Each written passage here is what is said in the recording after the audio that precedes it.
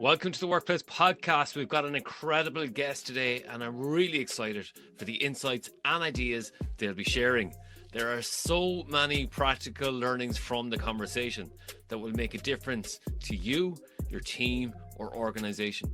If your organization is interested in a workshop on this topic of the podcast, feel free to get in touch via our website, yellowwood.ie. If you want to support our podcast, and you'll find a link to our Patreon in the podcast description. Thanks in advance for listening and your support. Now, let's take a different path to success. Welcome to the Workplace Podcast. Joining us today is Zach Mercurio to discuss his book, The Power of Mattering: How Leaders Can Create a Culture of Significance. Zach is a researcher, leadership development facilitator, and speaker, specializing in purposeful leadership, mattering, and meaningful work. Zach advises leaders in organizations worldwide on practices for building cultures that promote well-being, motivation, and performance. He holds a PhD in organizational learning, performance, and change from Colorado State University, where he serves as a senior fellow at the Center for Meaning and Purpose. Zach is also an instructor in organizational learning, performance, and change program. Zach, welcome to the Workplace Podcast. Thank you, William. It's great to be here. It's great to talk to you a little bit before we jumped on here. So I'm going to tell people how good this book is. So as you can see, it is littered with sticky notes. So many I probably should have just highlighted the whole book, which actually I nearly did. What I liked about this, Zach, is the mattering self-assessment for leaders, the insights like secure attachment, mislabeling of difficult employees, learned helplessness. And I love the exercises on the traffic lights for check-ins with teams, and the noticing book, which we'll talk about, that I used in a coaching session recently, proactive compassion. I love that you have the points to remember at the end of each chapter, the sheer volume of research that's gone into this. And also you mentioned other guests that have appeared on this podcast, like Dr. Gloria Mark and Amy Edmondson. This book works on so many levels, like personal, leadership, team, and organizations. You give insights how to scale mattering and that culture of significance. So well done on writing this fantastic piece of work. Thank you. And that's an amazing summary. And that's Yeah. my goal. My goal was to make this useful. And Yeah. my goal was really to turn this common sense idea of showing people that they matter into common practice. Because I think everybody agrees, right, that it's a good idea to show the people around you how they matter. The problem is that research shows we're just not very good at it. It hasn't become common practice. We never really learn the skills to do it in a formal way. That's what I saw my job was, to name these skills so we could do it. I love what you said at the start of the introduction, that you're the content expert and the reader is the context expert. Would you just tell me a little bit more about that? Yeah, the luxury of my job is I don't have to do your job. And I Yeah. know that. I get to study how people work. It's just like your doctor is not living your life. You're the expert in your work. You're the Mm. context expert. Mm. So you're the expert in your life. You're the expert in your business. You're the expert in the people around you. And so I wanted readers to read the book and to be able to have that question, well, I don't know if this would work here, but Mm. then turn it around and say, how can I make this work here in what I'm an expert in? My goal is to provide some evidence-based practices that actually work.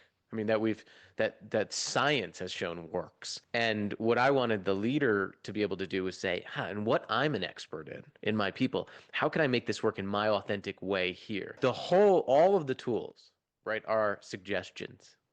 Yeah. But how you deliver those suggestions, I really leave it up to the reader and the leader. So let's start with that. What is mattering? Is it about feeling valued or understanding how we add value? What is it? Mattering is the experience of feeling significant to those around you. It's a little bit different than belonging or things like inclusion, which those words have been very top of mind recently. Belonging is feeling welcomed and accepted in a group. So I have two elementary school aged kids, so recess drama is very, Yeah. very high top of mind right now. Belonging is being picked for the team. Inclusion is being able to take an active role in a group. But mattering is feeling significant to individuals in that group. Mattering is feeling that the team wouldn't be complete without you. I think that what's different about this is I was just talking to a friend who moved abroad from the US, and I was asking her, how's it going? And she goes, Zach, I feel everybody's really welcoming. I feel like I can participate in conversations, but I feel completely invisible. So that feeling of being in a room around a lot of people, but not feeling seen, heard, valued, and needed by them is a signal that you're not experiencing in mattering. So mattering is feeling significant to those around you, and it comes from two things. There's a great psychologist, his name is Isaac Perlotensky. A lot of his theorizing really informed this book, but it comes from feeling valued by those around us and adding value to those around us. Mattering is also a survival instinct and a fundamental human need. Nobody would be here listening to this podcast if at some point we hadn't mattered enough to someone else to keep us alive. The first thing we do as human beings is seek to matter. And as we grow up and we go to work, that turns into the fundamental need to feel seen, heard, valued, and needed by those around us. And it never goes away, just like any instinct, like sleeping or eating. And that's why I always say, people say, Zach, is this the touchy-feely, fluffy stuff? And I say, it's just about as touchy-feely as getting a good night's sleep. Just on that, right? The touchy-feely stuff. Like some people might be listening in and kind of going, mattering is that just about being soft or entitled or being needy? It's like a substitute for like decent work. No, it's not. I mean, if I were to ask anybody listening, raise your hand right now really high if you'd prefer to feel insignificant at work. I doubt anybody would say, me, I'm a boomer or Gen Xer, so I'd prefer to feel unimportant. Or, oh, you know what, those darn Gen Zers, millennials, they just want to feel seen, heard, and valued. What's wrong with them? Yeah. It's silly, right? Because mattering is a fundamental human instinct. And it's the instinct to feel significant to those around you. And if you think about it, it's very difficult for anything to matter to you when you don't feel that you matter. To do much of anything today, to get up in the morning, to go to work, to listen to this podcast, you have to believe at some small level that your life is worthy of the unrelenting energy that you give it. You must believe that you matter. And we experience mattering when our environment shows us the evidence of our significance. So it is not touchy-feely. In fact, it is about as touchy-feely as eating lunch. I mean, as eating food. And when we don't have an instinct met, when this instinct to matter is not met, just like any other instinct, our minds and our bodies either withdraw, shut down, or we act out in desperation. Blaming, complaining, gossiping, protesting, all of these things we call toxic behaviors that I've seen in my practice. Most of the quote unquote difficult employees that so-called by leaders are really the most unseen, unheard, unvalued, and they're acting out for the attention that they're not getting. Just on that, because like you mentioned the relationship economy, but part of that is that to some people, as you say in the book, might be mislabeled as a difficult employee. Basically, what I'm understanding from that is that when people blame and complain, act out in those acts of desperation, as you said there, is that just that they're not seen or feel mattered by the organization? It might not be always, but a lot of the times, these motivation issues or performance issues are really anti-mattering issues in disguise. There are two things that happen when we feel insignificant. I mean, bring to your mind a time in your life when you felt unimportant to someone in a relationship. Typically, two things happened. You either withdrew, like you stopped interacting, you stopped answering the text messages, you maybe stayed silent, you didn't share as much. Quiet quitting, for example. In Ireland, did quiet quitting make it to Ireland? It did, of course, yeah. So quiet quitting was this trend that this TikTok influencer said, hey, if you don't like your job, just do the bare minimum. Clock in, clock out. You don't have to quit. You can quietly quit. And it went viral. And we should all be very concerned that that went viral. But quiet quitting, we missed the mark. Quiet quitting was not the result of an entitled, lazy generation. Quiet quitting is the inevitable withdrawal response to people who feel unseen, unheard, unvalued by their organizations and by the people around them. And the second is acts of desperation. So workplace gossip, for example. If people are negatively gossiping or complaining to each other about you or the organization, that's usually a signal that they don't feel that they matter to you. The number one predictor of workplace gossip is what's called psychological contract violation. Mm. That's a fancy word for my expectation of fair treatment from you as a human has been violated. So I'm going to do everything I can to find someone who will care for me. Again, it goes back to that instinct. And when I Mm. can't speak out to a leader, I will speak up to someone else. I share that because many times the signals that we're getting are signals of insignificance. And one of my favorite questions to ask comes from a coach that I love, and I've gotten the opportunity to actually, hear him speak on numerous occasions. His name is Jerry Colonna. He wrote this great book called Reboot. He's an executive Yeah. coach, but he says, "How are you complicit in creating the behaviors you say you don't want?" So instead of labeling someone as difficult, I say, "This is a human being, a mother, a father, a son, daughter, someone's best friend, someone that somebody loves deeply, who's behaving in ways that I perceive as difficult. What are the many possible reasons for that, including myself?" And a lot of times you'll find that there's antimattering below the surface. And I will say, a lot of people say to me, "Well, Zach, what about the narcissists? I work with this Yeah. narcissist." Less than 1% of the population is a clinical narcissist. So the Yeah. chances are very high that you don't work for a narcissist. The chances are very high that you work for someone who has perpetually felt the unmet need to matter. And speaking of needs, then you talked about two fundamental needs and two primal fears that we have. Yeah, I mean, we're born with two primal needs. Again, the need to feel cared for. When you're born, the first thing you do actually, it's called a grasp reflex. Yeah, you Yeah. reach out your hand and you grasp. But actually, it's a hugging motion. Yeah. If you see a newborn baby born, they will reach out and do a hugging motion. And it's one of the reflexes that we're born with. Immediately after we open our eyes, we actually seek to matter to someone to take care of us before we even search for food, right? So the primal need is to feel cared for. The primal fear is to be unvalued, to be uncared for.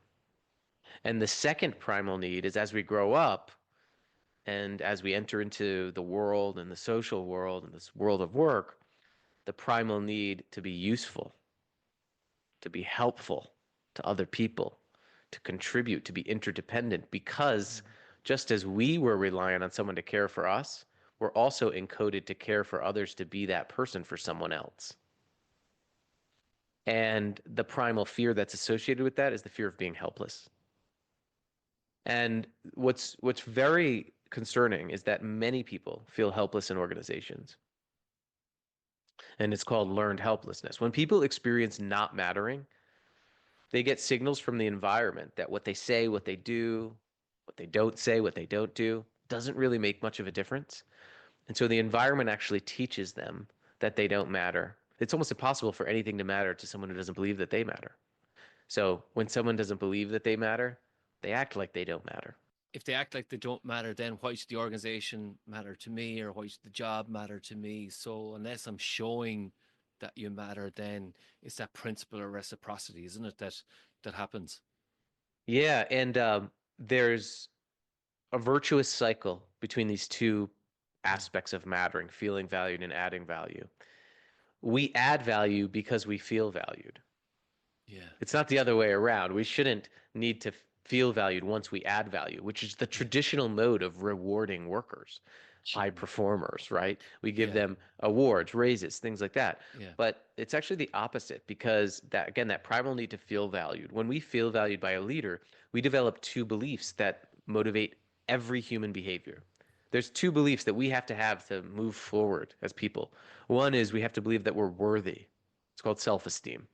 The second is we have to believe that we're capable.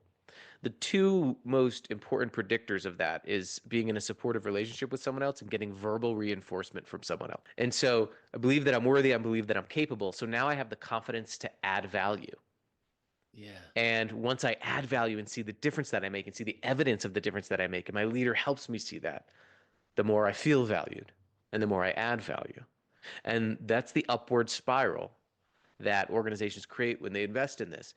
And I will say all of the byproducts that you want comes from the energy of that feeling valued, adding value cycle because it regenerates the human energy, the self beliefs needed to perform, to produce, to be innovative, to be creative. All of those things are lagging indicators.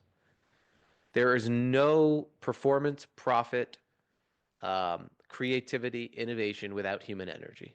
There is no human energy without feeling that we matter. And is that where then like the confidence molecule and the principle of self-determination comes in then as part of that kind of ecosystems that once I matter, then all this other good stuff that starts happening then? Yeah, absolutely. So, a couple of outcomes, motivation, and you're talking about self-determination Yeah. theory, having those needs of relationships, autonomy, Mm. mastery, being able to be good at something, and Yeah. purpose. When those things are met, right, we become motivated. A Yeah. lot of the research actually around motivation or things like psychological safety or trust, it's really Mm. mattering in disguise. And what I mean by that, let's go to the predictors of motivation: Yeah. relationships, purpose, feeling like you add Mm. value, autonomy, feeling that you have the capability to do something on your own, feeling trusted, Yeah. given responsibility, being able to add value, mastery, being competent, good at something, having that belief. So, motivation, resilience. One of the longest longitudinal studies tracking children from when they're born to age 40, a group of Yeah. children on a Hawaiian island, found that the number one predictor of people who surmounted challenges instead of succumbed to them Yeah. was having relationships with an adult in their life that showed them that they mattered, that they were significant, that saw something in them, invested in their potential. It wasn't circumstance. Yeah. It wasn't what's going on around us. It was supportive relationships. So human endurance requires human care. And so resilience, supportive relationships are one of the number one factors. And then all of those things promote greater well-being. And the end product, right, is Yeah. performance, organizational performance. Because organizations are individuals who organize for some reason. So if an individual feels that they matter and they perform well, the organization performs well. And I think this is what's missed. People Yeah. don't make the link. A lot of leaders in my work do not make the link between the lagging indicators they say they want and the very human leading indicators they need to invest in. We're in very liquid times, if you want to call it that, Zach, at the moment, to say That's the a good one. least. I To don't know say what the you're meaning least. by liquid, which kind Yeah. of liquid we need, It's but it's moving bloody fast, is what I mean. Like, and the chaos and the VUCA world, if you want to call it that. And sometimes when leaders are under pressure, then they were like, just yeah. get on with it. I'm overwhelmed here, and then this part of mattering gets left behind. It seems like we need to double down on creating that culture of significance when times are rough. Absolutely. That's such a great point for right now. I got to work with a company called American Express Global Business Mm, Travel. They manage travel agents all across the globe. Imagine what coming out of the global pandemic was like. mm, Their whole job, their whole way of being, yeah, their whole purpose was gone for yeah, 2 years. Attrition was through the roof. mm, Morale was very, very low. But the leader there, Mark, one of the senior vice presidents, he called me because he had read some of the work on mattering, and he said, Zach, I think that the problem is that we need to make people feel that they matter again. mm, And that was the guiding question. So when we partnered with them, we said, how do we make people feel that they matter here again? That their work matters here again, even though they haven't been able to do it for 2 years. mm, And we got all the leaders together from India to the US, some in Ireland actually. yeah, And we asked them, when you feel that you matter most, what is happening? When you feel that you matter to people here, what are they doing? And it just broke open the space with these senior leaders. And one senior leader came on and she said to me, that just that conversation helped me to be human again, feel human here again. And so what we did is we actually codified those behaviors and we said, okay, so what are the behaviors that we'll commit to make sure everybody feels that way as leaders? And this is very emotional for them, but they codified all of these behaviors under noticing people, affirming people, showing them how they're yeah, needed. And this became their How People Matter Here blueprint. And then they shared it with all of their people, thousands of travel agents, and said, this is what you can expect from your leader every day. And they started evaluating their leaders on it. They started doing training programs for their leaders on these skills. And they saw a 50% reduction in attrition within the first year, a sustainable increase in engagement scores that's persisted for 2.5 years after. And the company rebounded much faster than its competitors. They built a stronger human-centered culture in the most challenging time of their life. And the lesson is that when times are tough, when times are uncertain, when things are changing, people need to matter more than ever.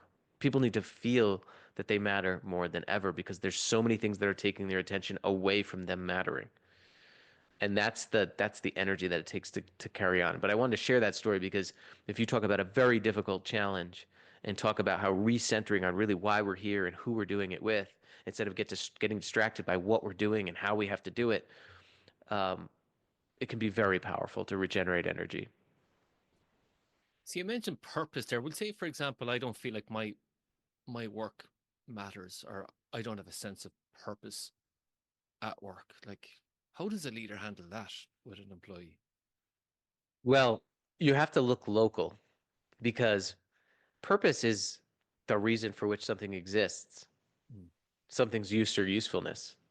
If Yeah. the job someone's in doesn't have a use or usefulness to other people, it probably shouldn't be a job, Mm.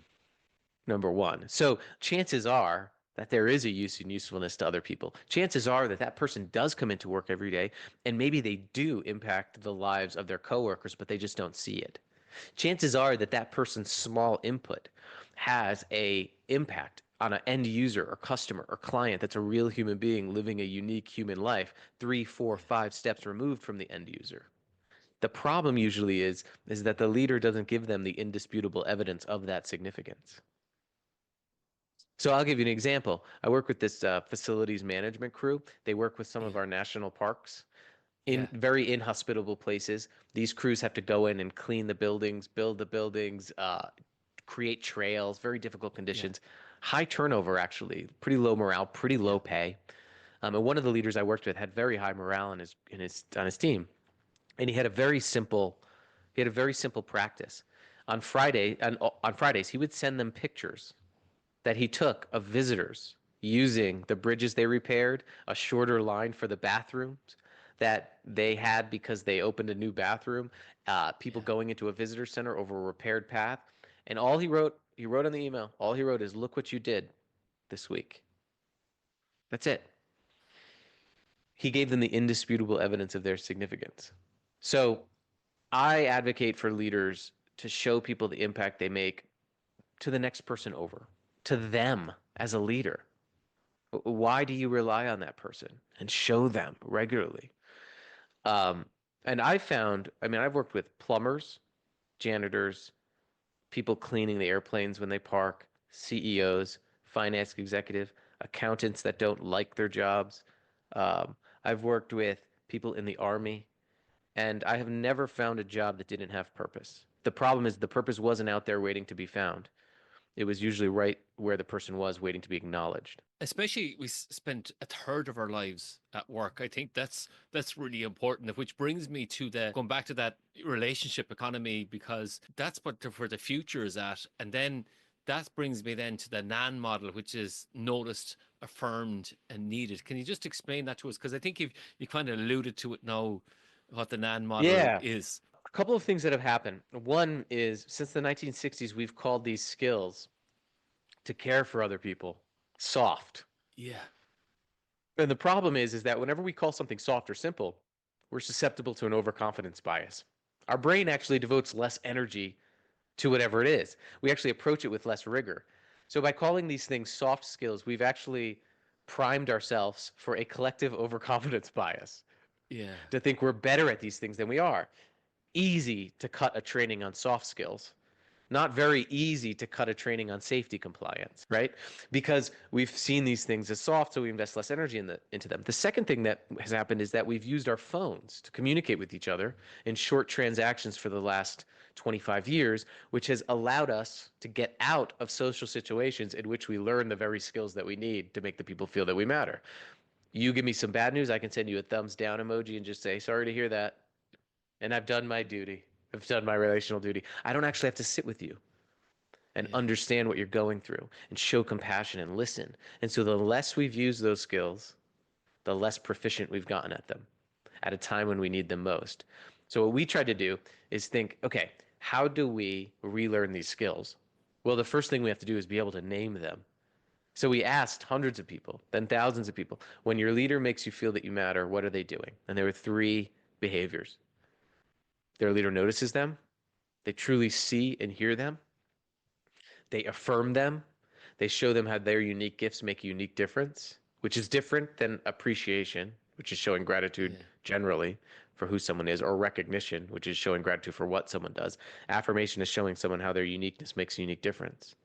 Yeah. And they show them how they're needed. And those three things came up time and time again. I mean, you could do the thought experiment yourself. When you most feel that you matter to someone, what are they doing? And likely it'll be when they paid attention to you, when they remembered you, when they actually illuminated in something in you that you didn't know you had, when they Yeah. challenged you, when they believed in you, when they called you up to solve a problem, when they asked you to take responsibility. And we codified those things and codified 25 skills under each of them, Yeah. noticing, affirming, and needing that leaders can learn. And if you can learn it, you can scale it. So here's the thing, because we mentioned Dr. Gloria Mark there, and her attention span is something like 47 seconds at the moment, or something like that. Yeah, It goes. down from 2.5 minutes. I think Yeah. what 15 years ago, her research shows. Yeah, yeah, that showed up even in Marvel movies. Is the scene selections are so shorter now that it cuts to one Ah, scene to another, there, and then this is a point that you made about those skills that have to be learned, and listening is one of the things, because I trained to be a therapist, would you believe? Briefly wasn't for me. Then I trained to be a coach and a mediator, and obviously listening skills are a big part of that. And you were making that point in the book that we haven't really been taught how to listen. And then you talk about the five major components to feeling heard, because I think that's the big thing, isn't it? Is people will complain, or they'll blame, or they'll do act out in these acts of desperation you talked about, but the reason they keep doing it is they probably haven't felt heard. yeah, that's a huge one. And I think we've gotten active listening wrong in a lot of ways as we've teach leaders. A lot of the workshops you go to will teach you Yeah, what you can do to yeah, signal that you're listening. It's about you. It's about, hey, yeah, let me just make eye contact. Say, mm-hmm. Yeah, it's not actually these all these trainings are not about the other person. yeah. So you can do all of those things. You can someone could be physically listened to and not feel heard. Mm, So feeling heard is having your voice be respected, feeling that you're understood, feeling that your point of view and your voice, so the meaning behind your words are understood, feeling that there's some mutual respect and knowing that the person will take some action as a result of what you share. yeah, And so those components are key to ensuring people feel heard. But again, someone can feel listened to, but not feel heard.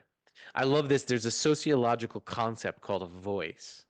It's not our speaking voice, but it's a voice. And our voice is that private lived experience that we have, the ideas we have, the ideas that could be better, the feelings we have about certain things, the perspectives we have that are often hidden because we fear for our reputation or we fear for our future career or we fear of looking stupid or we fear of being retaliated against. And so that voice, um, that that essence of who we are stays locked away, right? But when you make someone feel heard, you invite that voice out. That inner experience becomes an outer experience and it makes everybody better. And that's really what feeling heard means. but to create that environment, then this is where I'm going to go back to the research in Hawaii, where you have that primary carer, and that goes back to secure attachment. And when you have that secure attachment, no, people are listening, they're going to go, "Oh, William, you are now talking psychobabble. Why are we going into secure attachment? I thought that was passe, but there is something to do with secure attachment in leadership and that need to feel connected and secure and psychological safety, isn't there? I'm laughing because, Amy Edmondson's work is great, but what she's really talking about is adult attachment, but probably couldn't call it that because people would have Yeah, been like, what? yeah, Think about it, right? When you're a child, like we know this. This is not psychobabble. I mean, yeah, this is the evidence. We know that when children feel important to an adult, they are more likely to be able to go out, take risks, learn, experiment. Because why? Because they know that someone already cares about them. So they can make a mistake and somebody's already there. There's a safety net yeah, below the high wire, yeah, right? It's called a secure base. That is what psychological safety is. The leader is the secure base. That's why it prompts innovation, creativity, because people can go out, screw up, make mistakes, experiment, because they know when yeah, they come back, someone has their back. A lot of people get confidence wrong too. Oh, I want my people to be more confident. yeah, You go do it, go pull yourself up. You can't sit by yourself in your office and say, all right, confidence, here we go, right? We become confident because we know someone has our back, because we have the safety net. So we can go out, experiment, take risks, fail, because we know we already matter to someone else and nothing's going to threaten that. Without that, everything becomes fear based. And fear may motivate people for 5 days or so, but it does not create lasting engagement, motivation, and innovation in organizations. So speaking of Amy Edmondson then, and she did her research in hospitals, but you bring up the Rotterdam hospital where there's a check-in Yeah. routine using traffic lights. I love that. Can you tell our listeners about the traffic light exercise? And they can do Yeah. this listening in themselves. Yeah. Here's an example of adult attachment working Mm, and fostering secure relationships in work. The researchers at the Rotterdam Eye Hospital split these groups of clinical teams into two. Now, the yeah, typical way that these huddles would start in the eye hospital was at the beginning of the shift, people would say, "Here's what's clinically wrong in every room. yeah, Go have a great shift." If you go observe healthcare huddles, that's typically how it goes. But what they did is they just did something different. For one group of people, they just had them uh, say green, yellow, red. How are we doing? Let's just check in. yeah, Green means you're online, you're in flow, you're feeling like you can be present. Yellow means you're a little bit offline, yeah, there's some yeah, stress, and red means you're really overloaded. And the clinical lead's job was to go around and have people simply just share their color. The leader's job was not to psychoanalyze them. It was not to change their color. It was simply yeah, awareness. They had them do it for 6 months, and the group that was doing this had higher patient satisfaction scores, higher engagement scores, and lower burnout. And when the researchers went in and asked why, they said some version of, we were just having better conversations in our break room. And why is that? It's because I now know you. Even mm, if my color was red, there was nothing I was going to do about it in that moment, in that shift. But having someone know that I'm in a red is incredibly powerful. The problem is not human struggle. The problem is human struggle alone. The problem is not that we're suffering as people. The problem is that we suffer alone more and more, especially in workplaces. And so, for example, William, if we do a check in and you're a red, do you think I yeah, would jump on this podcast and say to myself, oof, William was a red in our check in earlier. I hope he gets that figured out. Or am I more likely to say, hey, I noticed you were a red this morning. What's going on? Right? So yeah, when we have the data and check-ins on people's energy yeah. levels and emotions are data for a leader. We actually have the data to notice people, to affirm them, and the data to be compassionate. If I knew you were a red today, do you think that I'm going to vigorously debate a project you're working on in front of your team? Probably not. That's probably a one-on-one conversation because now I know you, I see you, and I know I have the data. And that's the power of that type of check-in. And is that what you mean by proactive compassion then that you're kind of you're kind of knowing before your interaction because it's about those moments of connection, isn't it? And relatedness and isn't I see you have Yeah. needs, just making sure you're checking in that you're okay. Yeah, because what happens if you do this enough? As a leader, Yeah. the closer you see anybody, the more complex they become. This is like Yeah. a principle in nature, right? The closer you Yeah. see anything, the more complex it becomes.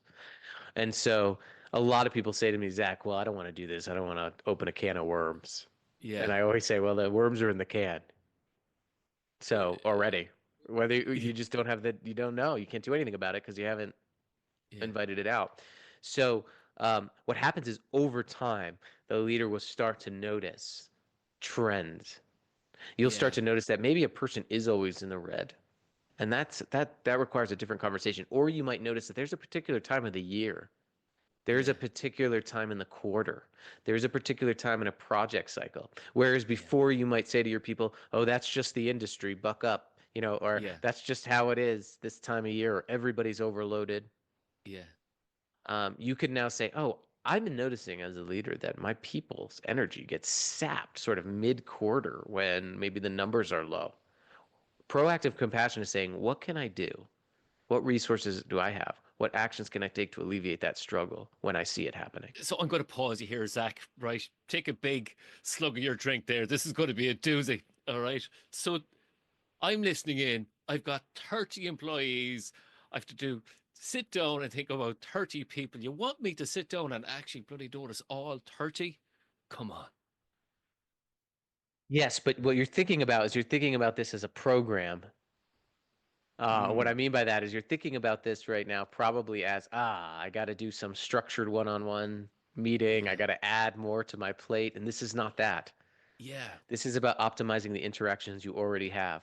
So you have 30 people. What I Yeah. want you to do is if you have 30 people, I want you to, for the next week, I want you to track your interactions with them, when and where they happen.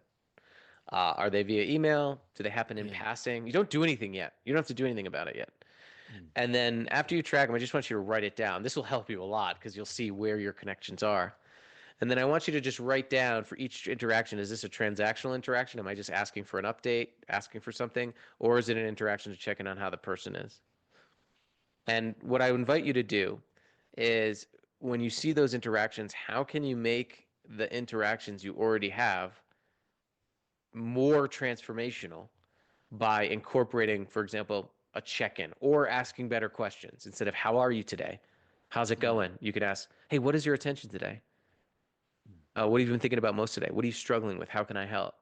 So I really encourage people not to think about this as I'm going to have 30 individual conversations every week and think about Yeah. this as in my interactions that I already have with people, I'm going to check in on how they're doing. And that's the noticing book, isn't it? That I talked about at the start because I had this in a coaching session last week where I introduced that. Isn't that it? Yeah. It's about asking those meaningful questions.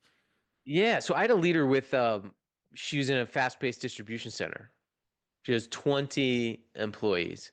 Now, her team was scoring really high on the engagement surveys, but all of the Yeah. teams in her distribution center were scoring pretty low. And so we went to her team because they were an outlier and we are trying to study what they were Yeah. doing.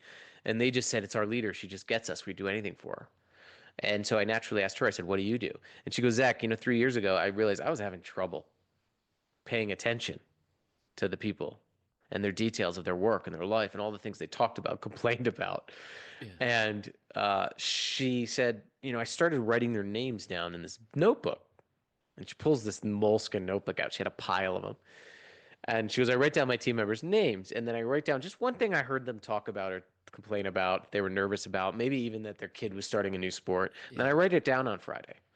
And the way I start every week, and I've been doing this for 3 years, is that in the morning I spend 5 minutes. I look at the notebook on Monday morning. I look at one thing they talked about, and I just schedule on my calendar a 3 minute check in with each of them over the course of Yeah. the week. And I'll write it in. I pencil it in. I put it on my phone, and I'll just say, hey, William, I remembered last week you were struggling with that piece of equipment. Did we get that fixed Yeah. for you? William, I remembered your kid was starting baseball this, weekend for the first time. How did that go? Yeah. And she looked at me, and I remember she said, "Zach, I've learned as a leader that there's magic in being remembered. We've come to call it our noticing notebook because, um, Yeah. and in Gloria Mark talks about this that process of Yeah. noting what you're seeing, what you're engaging with around you is one of the most powerful practices to rebuilding our attention. And she was doing that. She didn't know she was doing that, but she was doing that. And I love that. I'm not asking people here to keep a personal logbook on your people, right? I mean, Yeah. but I am asking you to have some process to remember the details of how people are doing. Like on the top of my one-on-ones with Emerald, who works for me, uh, I write down, don't forget to ask about, dot, Yeah. dot, dot. And it just triggers me. Oh, Yeah. gosh, I remembered last week, they were going on this vacation. Her daughter was starting Yeah. a new bird beauty pageant because she's Yeah. into that. And then when you start a conversation with that, everything in the conversation, all the operational business stuff after has a much more level weight to it. Just feels Mm. better. So that brings me to how you see people, right? And if it's okay, can we talk about your son Jax? Because I love that story Yeah. about the seeing, treating, becoming loop and the Pygmalion effect as well. The noticing practice is like we've talked about hearing people, but it's also about seeing people. And that noting practice is one way to do that. Um, Typically, great leaders tend to have three practices. They observe people very closely. They note what they see and they share back what they Mm. observe.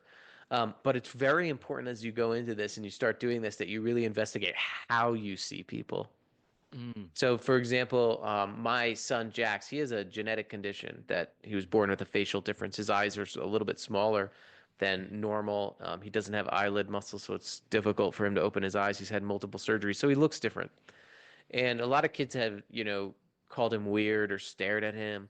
And we Mm. read this book called We're All Wonders by R.J. Palacio. And it's a book about a kid with a facial difference. In the last line in the book said, I can't change the way I look, but maybe you can change the way you see. And as I work with leaders, that lesson has been so prevalent in terms of changing how we see. And why is that important? Well, we have labels for everything in organizations: high performers, low performers, toxic people, difficult Mm. people, high potentials. And the problem is the moment we label something, your brain thinks it's done, it's Yeah. categorized it. And so it devotes less energy to it. So the moment we label someone as a leader, we actually become less interested in them. And we don't even know it. We stop seeking to understand them once we label somebody. The dangers of this as a leader comes from this researcher named Robert Rosenthal.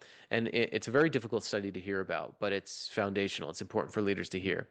He had teachers give their students an IQ test, but he called it an aptitude test. And he fudged the scores for their students. So for one group of students, he said, "Oh, to the teachers, I'm very sorry, but I don't think these kids are likely to succeed in the next year." And for the other group of students, he said, "The scores indicate that your students are really likely to succeed." He controlled for different variables and he measured them over a year.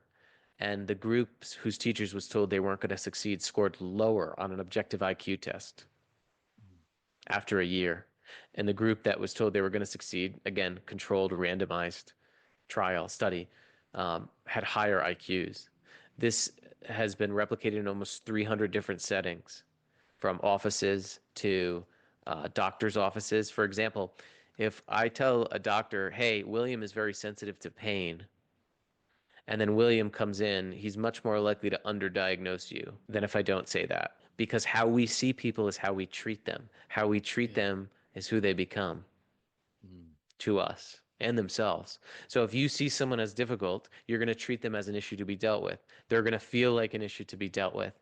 Though, guess how they're going to act? They're going to act like an issue to be dealt with, and the cycle continues. And we have a couple of things that disrupt how we see people, and I'll name two of them right now. One is we have a recency bias. So if someone was late last week, but they were on time for the last 6 months, you're more likely to label them a late person in your mind, or they have attendance issues, Yeah. and you'll treat them that way. If somebody acted out in their last meeting and sort of broke norms and gave some feedback or interrupted you, you're likely to label them as toxic, even though they haven't done it in a year. Yeah. So thinking about, am I labeling this person? How am I labeling this person? How is that label helping me? How is that label affecting how I see them? And one of the ways to get out of that is I simply say, are you seeing this person as what you perceive as what's worst in them? Or are you seeing them as who you want them to become and what you want for them? Often that is a very helpful way to disrupt that cycle. So this brings us to the essence of what leadership is all about. It's about wisdom, isn't it? I love this. What you quote in the book, what Confucius says is by three methods we may learn wisdom. First is by reflection, which we just talked about there, which is the noblest. Second is by imitation, which is the easiest. So that's that role modeling. And Yeah. third, by experience. And I think that's what's so good about this book, because you talk about codependence as well Yeah. in the book. It's that dark side, the need to be needed, Yeah. and that's where people sometimes maybe give too much of themselves, and that's where that compassion from themselves, self-compassion, needs to come in. Can you just tell us a little bit about that codependence, and then we'll go into compassion? Yeah. So I think that what you mentioned earlier, you mentioned, people may see this as, isn't this person needy? What we're talking about when we say like neediness is really codependence, that person thinks that you've made them feel that you can't exist without that person, Mm. and that person's well-being is tied up in your well-being. And that's the dark side of mattering and can sometimes be exploited. So the need to matter, because it's so primal and so powerful, I think as we've depicted in this conversation, can also be exploited in that way. But that's a danger. But that's not what we're talking about when we talk about making sure people feel noticed, affirmed, and needed. What we're talking about is that people don't feel disposable, Yeah. right? That they don't feel dispensable. They don't feel like they and their work um, doesn't mean anything. They don't think that they know that they would be missed if they were gone. Right? I think the most powerful feeling a human can have is knowing that your absence and presence means something to just one other person, right? And that's what we're talking about. And as you talk about wisdom, wisdom is how only we experience the world and what we've learned from it. My favorite question to get at someone's wisdom is, what's something only you can teach me? And when you start attuning yourself to people, when you start noticing people, seeing them, hearing them, when you start uncovering unique gifts people have and learning to do that, and learning how to relate to one another and start honing these skills, when you start showing people how they're needed, you start to develop the experience of how to be a good human to other humans, how to get the best out of people. And I think what's important about this is that I was just doing a session yesterday, actually, with a group of hospital leaders. And one of them came up to me and goes, I'm feeling a little guilty right now after your session because I haven't done this. I haven't been doing this. I've just been hard charging and Mm. treating people sort of like resources. And I don't really take the time to do this. And the goal, right, is not to feel guilty. The goal is to learn. So I asked him, I go, what can you learn from why you didn't do that? That you can then go and change some of these behaviors. And that learning mindset when you're doing this type of work is so important. That beginner's mindset. I'm just going to ask one final question, and it's about gratitude. So if I am a leader and I'm struggling to provide gratitude, is there a way I can do that meaningfully? Yeah, I think that's a great final question because it's something that, I mean, if you are looking for something you can immediately do right now, Mm. say a better thank you. We say thank you and good job all the time, but instead of just saying thank you or good job, show people the difference that they make and exactly how they make it. So, for example, if you are thanking somebody for a project they worked on, make sure you get specific and share like exactly when and where whatever you're thanking for happened, like that setting. The second is to name their behaviors. So what did they do? What did the team actually do? Like name those behaviors. Be very clear about what they were, observable behaviors. Third, name their gifts. So what were the gifts that they brought to that project? There are four gifts everybody gives us every day. They give us their strengths, what they love to do, what they're good at. They give us their purpose, the unique impact they make on the team. They give us their perspective, how only they see the world, and they give us our wisdom. but they've learned through experiencing their life. So name that. Name what perspective they brought. Name their strengths. Name what impact they had. And then the last one is to show them how all of that made a difference. And again, you don't have to like follow that model, but just make sure that when you give a thank you that those components are there and being specific. And it can go a long way. Well, Zach, you have definitely made a big difference today to people. You have shared so many different insights. This book is fantastic. If people were to find out more about you and your book, how might they do so? Yeah, you can go to powerofmattering.com and learn more. And then I'm also on LinkedIn. I have a great community of people who are out there, as I say, actually leading this. I say I don't want to be a thought leader. I want to support practice leaders. So leaders who are out practicing the work, and there's a lot of them there, and we have great dialogues there. So you can follow me there and connect at Zach Mercurio. Zach, I really appreciate your time here today. Thank you so much for joining the podcast. Thank you, William. Thanks so much for listening to the Workplace Podcast. I really appreciate you being part of the conversation. If you found value in today's episode and want to support what we're building here, you'll find a link to our Patreon in the description. As a workplace expert, I'm here to help you resolve your workplace dilemmas. If your organization could benefit from my expertise, feel free to get in touch via our website, yellowwood.ie. Yellowwood, your external learning and development partner. Take a different path to success in your career, leadership, team, and organization. Until next time, take care, and we'll see you soon.